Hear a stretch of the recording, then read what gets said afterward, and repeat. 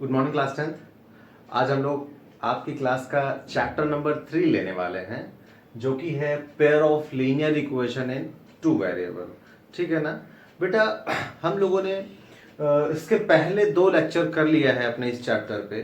तो अगर आप अभी तक आपने नहीं देखा है तो आप शेपर्स क्लासेस की प्लेलिस्ट में जाके और उसे जरूर देख लीजिए, क्योंकि वो आपके लिए बहुत इंपॉर्टेंट है। ठीक है ना।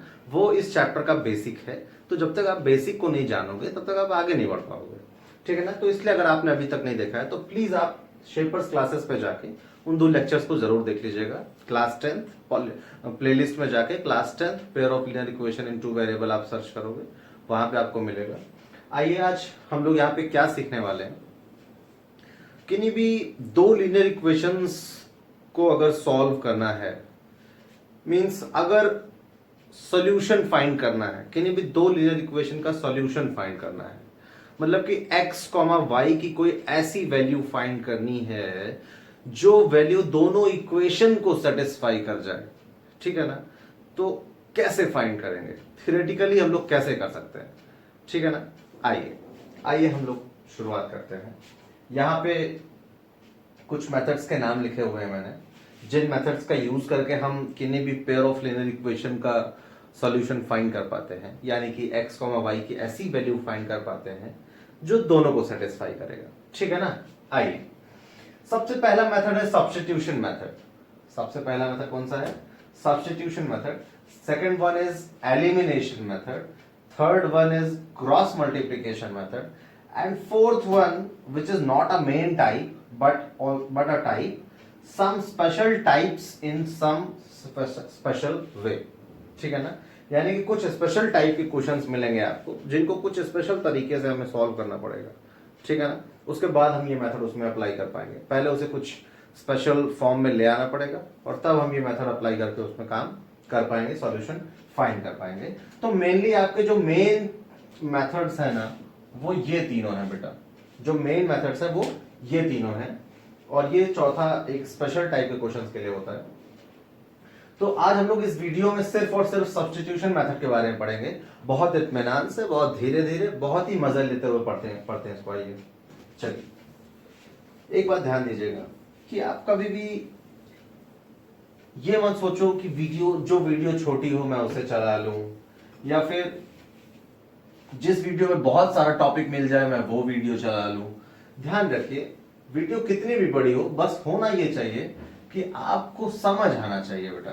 जो भी टॉपिक पढ़ो ना आप इतना सा पढ़ो या पूरा चैप्टर पढ़ लो एक बार में, होना ये चाहिए कि समझ में आना चाहिए। ठीक है ना। अपनी कैपेसिटी के हिसाब से पढ़िए, धीरे धीरे पढ़िए, इत्मीनान से पढ़िए।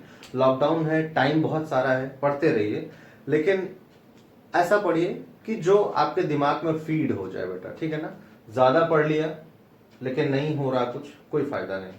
आइए सब्स्टिट्यूशन मेथड मैं आपको सिखाता हूं। सब्स्टिट्यूशन मेथड है यहां पे।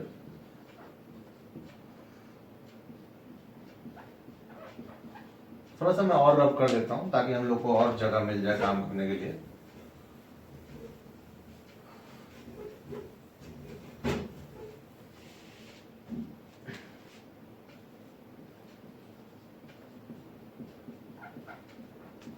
सब्स्टिट्यूशन मेथड, सब्स्टिट्यूशन मेथड ये हम लोग को पढ़ना है। ठीक है ना। चलिए, थोड़ा सा मैं आपको बता दूं कि सब्स्टिट्यूशन का मतलब क्या होता है। बेटा अक्सर आपने देखा होगा आपके स्कूल में जब भी कोई सब्जेक्ट टीचर नहीं आता है तो उनकी जगह पे किन्हीं और टीचर को भेजा जाता है आपकी क्लास में, है ना। कोई और टीचर आपकी क्लास में आते हैं और वो पूरा टाइम उनका एंगेज करते हैं। ठीक है ना। सही तरीका ये होता है सब्स्टिट्यूशन का कि अगर आपका मैथमेटिक्स का टीचर एब्सेंट है किसी दिन, तो उस दिन आपकी क्लास में उन मैथमेटिक्स टीचर की जगह पे किसी और को भेजा जाएगा। एक्चुअली किसी और मैथमेटिक्स टीचर को ही भेजा जाएगा। ये एक्चुअल सब्स्टिट्यूशन होता है। पर टीचर की सॉरी टीचर की अनअवेलेबिलिटी की वजह से ऐसा नहीं हो पाता कभी कभी। आइए, तो यहां पे भी इक्वेशंस में भी ऐसा ही होता है। जो सब्स्टिट्यूशन मेथड अभी हम लोग पढ़ने जा रहे हैं ना, उसमें भी कुछ ऐसा ही होता है। आइए मैं आपको दिखाता हूं कि क्या होता है। मैं यहां पे पहला क्वेश्चन ले रहा हूं। एक इक्वेशन ये ले ली हम लोगों ने, और एक इक्वेशन और यहां पे लिखी हुई है ये, एक इक्वेशन ये ले लिया और एक इक्वेशन ये, ठीक है ना। पेयर ऑफ इक्वेशन हमने ले लिया है, सिस्टम ऑफ इक्वेशन हमने एक ले लिया है। आइए इनको हमें सॉल्व करना है। इनमें x, y की कम से कम एक ऐसी वैल्यू निकालनी है जो इन दोनों को सेटिस्फाई कर जाए, ठीक है ना। तो चलिए आइए सीखते हैं कैसे सॉल्व किया जाता है। सब्स्टिट्यूशन का मतलब मैंने आपको बता दिया। यहां पे सब्स्टिट्यूशन का मतलब क्या होगा समझिए, किसी एक वेरिएबल की वैल्यू किसी एक इक्वेशन से उठा के दूसरी इक्वेशन में पुट कर देना है, यह होता है सब्स्टिट्यूशन का मतलब। फिर से समझ लीजिए, किसी एक वेरिएबल की वैल्यू, या तो x की वैल्यू या तो y की वैल्यू, किसी एक वेरिएबल की वैल्यू हम एक इक्वेशन से निकालेंगे और वही वैल्यू दूसरे इक्वेशन में लाके रख देंगे। जैसे मान लो मैं यहां से x की वैल्यू निकालता हूं, यहां से x की वैल्यू क्या आ जाएगी समझिए, देखिए ध्यान से। फ्रॉम इक्वेशन फर्स्ट, अगर मैं x की वैल्यू y के टर्म में निकालना चाहूं तो क्या आएगा, देखिए x equals to -1 plus of 2y, x equal to क्या हो जाएगा -1 प्लस ऑफ 2y। थोड़ा सा और अच्छे से लिख लेते हैं, 2y -1, ठीक है ना। ये x की वैल्यू आ गई ना बेटा, x की वैल्यू y के टर्म में आ गई। अब हम क्या करेंगे कि ये x की वैल्यू जो है ना, दूसरे इक्वेशन में जो x है वहां पे सब्स्टिट्यूट कर देंगे, ठीक है ना, ठीक है ना, बात समझ में आ रही है। हमने क्या किया, इन x, मान लो कि ये x अब्सेंट हो जाए, ये x इस इक्वेशन से हट जाए, तो इनकी जगह कौन ले सकता है, इनकी जगह ले सकता है 2y -1। क्यों, क्योंकि 2y -1 x के बराबर है। बात समझ में आ रही है। चलिए, putting x equals to 2y -1 in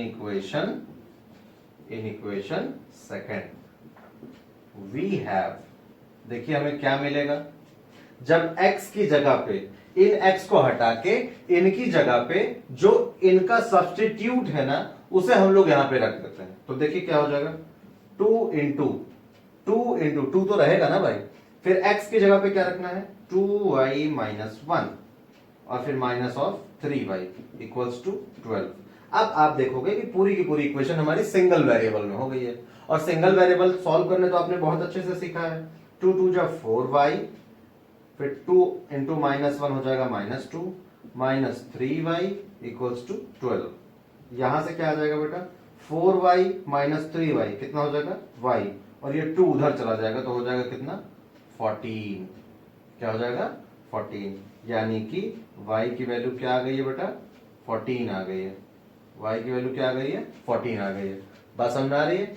चलिए अब हम लोग क्या करते हैं, जो y की वैल्यू आई है, जो ये y की वैल्यू आई है ना, यही उठा के हम लोग क्या करें, यही उठा के हम लोग यहाँ पे रख देते हैं x की, जो x की वैल्यू जहां पे हम लोगों ने निकाली थी y के टर्म में, यही y की वैल्यू उठा के यहां रखेंगे तो हमें x मिल जाएगा। तो यहां लिखोगे putting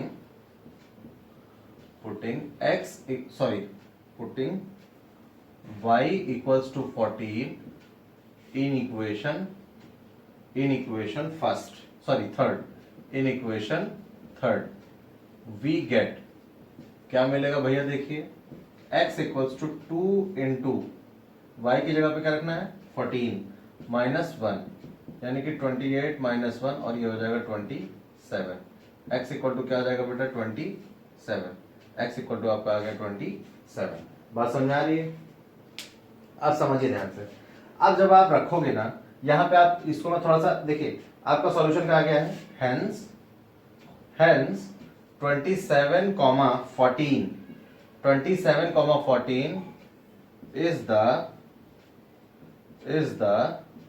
solution of the given equation, 27, 14 is the solution of the given equation। अब आप समझिए जरा सा, इसको हम लोग यहाँ पे रख के सेटिस्फाई करते हैं कि क्या भाई जो हमने सॉल्यूशन फाइंड किया है वो सही भी है या गलत है। तो आइए देखते हैं, 27 यहाँ रखोगे क्या हो जाएगा, देखिए 27, ठीक है, minus 2 into Y, 2 into Y का मतलब 2 इंटू 14 यानी कि 28। क्या -1 के बराबर आएगा? हाँ भाई, -1 इक्वल -1।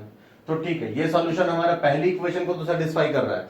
चलिए देखते हैं दूसरी इक्वेशन को सेटिस्फाई करता है क्या। आइए देखते हैं दूसरी इक्वेशन को सेटिस्फाई करता है क्या। 27 यहां रखोगे तो 27 into 2 54, 27 into 2 54 minus 14 into 3 14 into 3 42 हो जाएगा इक्वल टू 12। अब देखो ये माइनस करके 12 आएगा क्या? ये 12 आएगा क्या? हाँ, ये 12 आएगा। 12 इक्वल 12। इसका मतलब है कि 27 का 14 जो हमारा आंसर आया है बेटा, वो हमारा सॉल्यूशन हो जाएगा, यानी कि वो सही है। ठीक है ना, बात समझ में आ रही है? फिर से आपको एक बार मैं रिकैप कर देता हूं। सब्स्टिट्यूशन मेथड में क्या करते हैं, किसी एक वेरिएबल की वैल्यू निकालते हैं दूसरे वेरिएबल के रिस्पेक्ट में, किसी एक वेरिएबल की वैल्यू निकालते हैं दूसरे वेरिएबल के रिस्पेक्ट में, जैसे कि मैंने यहाँ पे किया हुआ है। पहली इक्वेशन से मैंने x की वैल्यू निकाली है तो आया है -1 +2i। इसी को थोड़ा सा मैंने सही करके लिख लिया यहाँ पे, पॉजिटिव टर्म पहले नेगेटिव टर्म बाद में।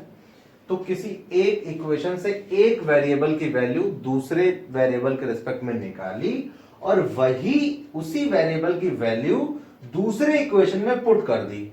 x की जगह पे मैंने ये वैल्यू उठा के पुट कर दी। अब ये हमारा सिंगल वेरिएबल में बन गया इक्वेशन। यहां पे मैंने सॉल्व किया, यहां पे y की वैल्यू आ गई और जहां हमने x की वैल्यू निकाली थी ये y ले जाके वहीं पे रख दिया। तो देखो भाई क्या आ गया, x आ गया। अब क्योंकि सॉल्यूशन x, y टाइप का होता है, इसलिए मैंने पहले x लिख दिया और बाद में y लिख दिया और ये हमारा सॉल्यूशन हो गया। इस तरह से हम लोग सॉल्व करते हैं। पॉज करके नोट कर लीजिए, फिर हम लोग दूसरा क्वेश्चन करते हैं। ठीक है,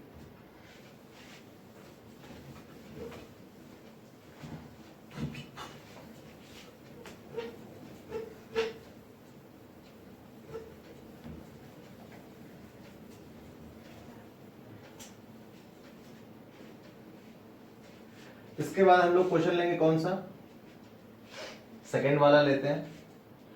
2x + 3y = 17, 2x + 3y = 17 और दूसरे में है 3x - 2y, 3x - 2y = 6। ये आपकी इक्वेशन फर्स्ट हो गई और ये इक्वेशन सेकंड हो गई। ठीक है ना, आइए स्टार्ट करते हैं। फिर से वही बात, किसी एक इक्वेशन से किसी एक वेरिएबल की हम लोग वैल्यू निकाल लेते हैं यहाँ पे, है ना। ठीक है ना, कोशिश किया करिए कि उस वेरिएबल की वैल्यू निकालो जिसके साथ कोई कोफिशिएंट ना हो, है ना, क्योंकि अगर किसी के साथ कोफिशिएंट रहेगा तो वो उधर जाएगा तो डिवाइड में जाएगा। अब यहाँ पे क्या है, यहाँ तो भाई चारों में आपको कोफिशिएंट दिख रहा है, इसका भी कोफिशिएंट है, इसका भी है, इसका भी है, इसका भी है, तो क्या करोगे, कोई एक कर लेते हैं, कोई दिक्कत नहीं है। चलिए यहां से मैं x की वैल्यू निकालने की कोशिश करता हूं, तो यहां से हो जाएगा 2x = 17 - 3y, 2x = 17 - 3y, 3y उधर जाके माइनस हो जाएगा। अब हमें 2 नीचे भेजना पड़ेगा डिनोमिनेटर में, क्योंकि हमें x की वैल्यू चाहिए। 17 - 3y/में 2, ये हो गई इक्वेशन थर्ड। ये कौन सी इक्वेशन हो गई बेटा, थर्ड इक्वेशन हो गई। अब हम क्या करेंगे, putting value of x from equation third in equation second, यानी कि x की वैल्यू इक्वेशन थर्ड से उठा के सेकंड में रख देते हैं। ठीक है ना, x की वैल्यू यहां से उठा के यहां पे हम लोग सब्स्टिट्यूट कर देते हैं। क्यों सब्स्टिट्यूट कर देंगे, क्योंकि ये सब्स्टिट्यूशन मेथड है। चलिए क्या हो जाएगा, देखिए ध्यान से, 3 × x।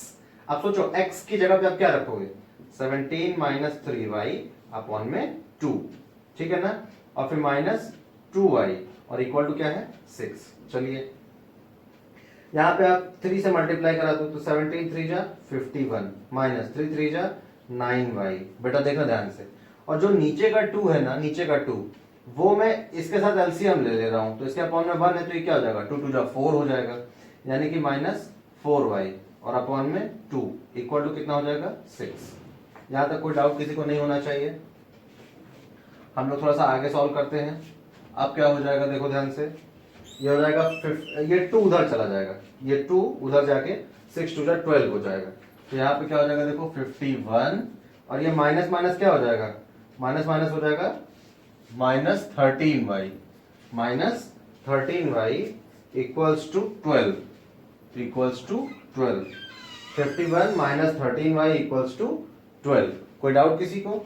चलिए यहां से क्या हो जाएगा, 51 उधर चला जाएगा, -13y इक्वल्स टू 12 -51, और ये क्या हो जाएगा -13y इक्वल्स टू, ये माइनस करोगे तो आप कितना आएगा जल्दी से बताइए।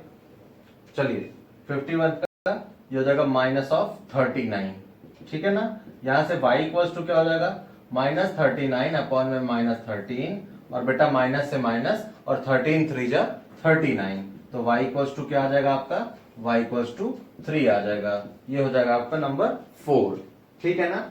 अब देखो put y equals to 3 in equation 3। Third में है ना, x की वैल्यू में कहां से मिल जाएगी, जल्दी से मिलने को तो कहीं से भी मिल जाएगी, लेकिन जल्दी से कहां मिल जाएगी, यहां पर। तो देखिए y इक्वल टू 3 लाके इक्वेशन थर्ड में रख देते हैं, तो x इक्वल टू क्या हो जाएगा 17 - 3 इंटू 3 अपॉन में 2, और ये कितना हो जाएगा 17 - 9 अपॉन में 2, ये कितना हो जाएगा 8 अपॉन में 2, ठीक है ना। और यहां से मिल जाएगा आपको x इक्वल्स टू कितना बेटा 4, x इक्वल्स टू कितना मिल जाएगा 4। हेंस अब क्योंकि x, y टाइप का सॉल्यूशन होता है, तो क्या हो जाएगा, hence 4, 3 is the solution of the given system of equations, ठीक है ना। 4, 3 is the solution of the given system of equation, या गिवन पेयर ऑफ इक्वेशन लिख दीजिए आप लोग, पेयर ऑफ इक्वेशन लिख दीजिए, आपको ज्यादा सही लगेगा। हम दोनों लिख सकते हैं, दोनों सही है, गिवन पेयर ऑफ इक्वेशंस। इतनी बात समझ में आ गई? पॉज करके नोट कर लीजिए, जल्दी से पॉज करके नोट कर लीजिए, ठीक है। अब हम लोग इसको दोबारा से बताने की जरूरत नहीं है, हमने यहां से x की वैल्यू निकाली थी, और वही x की वैल्यू उठा के इक्वेशन 2 में रख दी, इक्वेशन 2 में रखे हैं, सॉल्व किए हैं, तो y की वैल्यू आई है, और फिर वही y की वैल्यू उठा के इक्वेशन थर्ड में रख दिए हैं, तो क्या आ गया है, x इक्वल टू 4 आ गया है। आप देख रहे होंगे यहाँ पे हम लोग सिर्फ और सिर्फ सब्स्टिट्यूट कर रहे हैं, ठीक है ना। चलिए अब मैं क्वेश्चन नंबर 3 आपके लिए छोड़ता हूं। क्वेश्चन नंबर 3 आप खुद करके कमेंट बॉक्स में आंसर बताओगे प्लीज, और फिर हम लोग आगे काम करते हैं। लास्ट क्वेश्चन आपको बताता हूं, इसको मैंने थोड़ा सा हाईलाइट कर दिया है क्योंकि ये थोड़ा सा अच्छा क्वेश्चन है। तो आइए, ऐसे क्वेश्चंस को देख के बच्चे क्या कर जाते हैं, बहुत जल्दी पैनिक कर जाते हैं, तो आपको ऐसे क्वेश्चंस को देख के बिल्कुल पैनिक नहीं करना है, बहुत इजी क्वेश्चन है। चलिए आइए कर, तो आइए फ्रेंड्स ये लास्ट क्वेश्चन करते हैं हम लोग, ठीक है ना। यहाँ पे ये वाला क्वेश्चन मैंने आपको होमवर्क दिया है, थर्ड क्वेश्चन को आप सॉल्व करके आप कमेंट बॉक्स में आंसर बताओगे अपना। आइए यहाँ पे हम सॉल्व करते हैं। फ्रॉम इक्वेशन फर्स्ट, ठीक है ना। सबसे पहले हमें एक वेरिएबल की वैल्यू निकालनी है, चाहे तो x के निकाल लें चाहे तो y की निकाल लें। तो आइए x के निकाल लेते हैं। यहां से क्या हो जाएगा, x upon a equals to 2 minus Y upon B, सही है ना। y अपॉन बी उधर जाके माइनस हो जाएगा। चलिए अब क्या करोगे, x इक्वल्स टू यहां से क्या हो जाएगा बेटा 2a, a जाके उधर मल्टीप्लाई हो जाएगा ना, a जाके उधर मल्टीप्लाई हो जाएगा, तो क्या हो जाएगा देखिए ध्यान से, 2a minus Y upon minus A Y upon B, A उधर जाएगा तो दोनों से मल्टीप्लाई होगा। चलिए ये आपका होगा इक्वेशन थर्ड, ठीक है ना। अब यहां पे लिखोगे putting value of x from equation third in equation second. Third equation से x की वैल्यू जो आई है इसको उठा के इक्वेशन सेकंड में रख देना है। तो देखिए क्या हो जाएगा, ध्यान से देखिए, a इंटू एक्स, अब x की जगह पे क्या रखोगे 2a minus A Y upon में b, 2a minus A Y upon में b, और माइनस का B Y equals to A square minus B square. यहां तक कोई डाउट किसी को? हमने कुछ किया नहीं है, सिर्फ इस x की जगह पे ये वैल्यू उठा के रख दी है। चले सॉल्व करें आगे। आइए आगे सॉल्व करते हैं। यहां से क्या हो जाएगा, आप a को अंदर मल्टीप्लाई भी कराना है, a को अंदर मल्टीप्लाई कराना है, क्या हो जाएगा 2a स्क्वायर माइनस ए स्क्वायर वाई अपॉन बी, और फिर minus B Y equals to A square minus B square. यहां तक कोई डाउट नहीं होना चाहिए। अभी हम क्या करेंगे, बी एलसीएम ले लोगे बेटा, बी, या तो आप एक काम करो 2a स्क्वायर उधर ट्रांसपोज कर दीजिए, 2a स्क्वायर उधर ट्रांसपोज कर दीजिए, देखिए क्या आएगा माइनस ए स्क्वायर वाई, ठीक है ना, upon B minus B Y equals to A square minus B square minus 2a square. हमने 2a स्क्वायर को उधर भेज के माइनस कर दिया। यहां तक कोई समस्या नहीं होनी चाहिए बेटा। देखो मैं कुछ स्टेप्स को जानबूझ के एकदम डिटेल में करा रहा हूं, ठीक है ना, आप बहुत लेंथी मत समझिएगा। चलिए, अगर थोड़ा सा जब आप स्पीड में आ जाओगे ना, तब फिर मैं ये 2a स्क्वायर डायरेक्ट वहां पे जाके माइनस करके और डायरेक्ट लिखूंगा माइनस ए स्क्वायर, ठीक है ना। लेकिन अभी थोड़ा सा आपको शुरुआत है इसलिए करके दिखा रहा हूं। चलिए देखिए, यहाँ पे आप बी एलसीएम ले लोगे, बी आप यहाँ पे एलसीएम ले लोगे तो देखो क्या होगा, माइनस ए square Y minus B square Y और whole upon B equals to, यहाँ पे देखो क्या बनेगा, ध्यान से देखिएगा, ए स्क्वायर माइनस 2a स्क्वायर, तो क्या बन जाएगा माइनस ए स्क्वायर, ठीक है ना, प्लस माइनस माइनस होता है, माइनस ए स्क्वायर और माइनस बी स्क्वायर। ध्यान दीजिए यहां पे आपका y कॉमन हो जाएगा, यहां पे आपका y कॉमन हो जाएगा, y हम कॉमन ले लेते हैं तो बचेगा माइनस ए स्क्वायर माइनस बी स्क्वायर और होल अपॉन बी। यहां बचेगा माइनस ए स्क्वायर माइनस बी स्क्वायर। यहां तक किसी को कोई डाउट नहीं होना चाहिए, ठीक है ना। आप समझिए ध्यान से, हम क्या करेंगे, ये दोनों उधर ट्रांसपोज हो जाएंगे। कैसे ट्रांसपोज होगा, ये b चला जाएगा न्यूमरेटर में और ये दोनों आ जाएंगे डिनोमिनेटर में, तो ये हो जाएगा बेटा माइनस ए square minus B square into b upon minus ए स्क्वायर माइनस बी स्क्वायर, ठीक है ना। ये पूरा का पूरा कैंसिल आउट, ये पूरा का पूरा कैंसिल आउट हो गया और यहां से आपको मिला y इक्वल्स टू क्या मिल गया बेटा, y इक्वल्स टू आपको b मिल गया, ठीक है ना। आप क्या करोगे, put y equals to b in equation third, क्योंकि हमें x कहां से मिलेगा, इक्वेशन थर्ड से मिलेगा, तो y की जगह पे यहां b रख देते हैं। देखिए क्या होगा, this implies that x equals to 2a minus a into y. अब y की जगह पे क्या रखना है, b अपॉन b, b से b कट गया, 2a माइनस a कितना आ जाएगा, a आ जाएगा, x इक्वल टू क्या आ गया बेटा, a आ गया, ठीक है ना।